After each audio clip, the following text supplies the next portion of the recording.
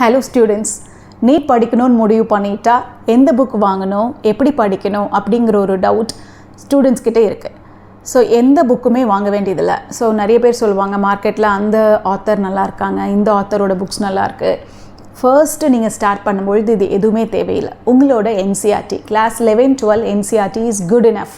Okay, ஏன் NCERT சொல்கிறேன்னா அதில் கான்செப்ட்ஸ் உங்களுக்கு தெளிவாக இருக்கும், சிம்பிளாக உங்களுக்கு புரிகிற மாதிரி இருக்கும். So first go through your NCERT for physics, chemistry, biology, all 3 subjects. ஆனால் எந்த ஒரு சப்ஜெக்ட் எடுத்தாலும் ஒரு சாப்டர் ப்ரிப்பேர் பண்ணுறதுக்கு முன்னாடி என்சிஆர்டியில் ஸ்கூலுக்கு எக்ஸாமுக்கு படித்த மாதிரி கொஷன் ஆன்சர்னு படிக்கக்கூடாது. இதில் ஒரு சாப்டர் எடுத்துட்டிங்கன்னா அதில் ப்ரிஃபேஸ் கொடுத்துருப்பாங்க. ப்ரிஃபேஸில் ஏதாவது ஒரு கண்டென்ட் கொடுத்துருப்பாங்க, அதையும் தெளிவாக படிக்கணும். ப்ரிஃபேஸ்லேருந்தும் கொஷின்ஸ் வந்திருக்கு.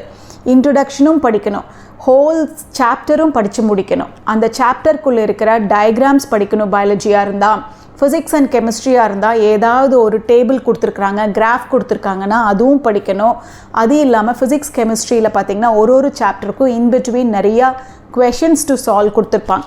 இது எல்லாமே ப்ரிப்பேர் பண்ணணும். Then after completing the chapter ஒரு சம்மரி கொடுத்துருப்பாங்க. ஸோ அதையும் கோ த்ரூ பண்ணிவிட்டு after that you have questions to solve. இந்த என்சிஆர்டி கொஷின்ஸ் ஃபுல்லாமே நீங்கள் சால்வ் பண்ணணும். ஸோ இதுதான் ஃபர்ஸ்ட் நீங்கள் நீட்டுக்கு படிக்க வேண்டிய விஷயமே. So your NCERT completely for physics, chemistry and biology. This is where you have to start. இது மட்டும் போதுமானா இது முடிச்சதுக்கு அப்புறமா you can start solving NCERT exemplar questions after that previous year NEET questions. இதுதான் நீட் ப்ரிப்பேர் பண்ணுறதுக்கு ரொம்ப முக்கியமான விஷயங்கள்.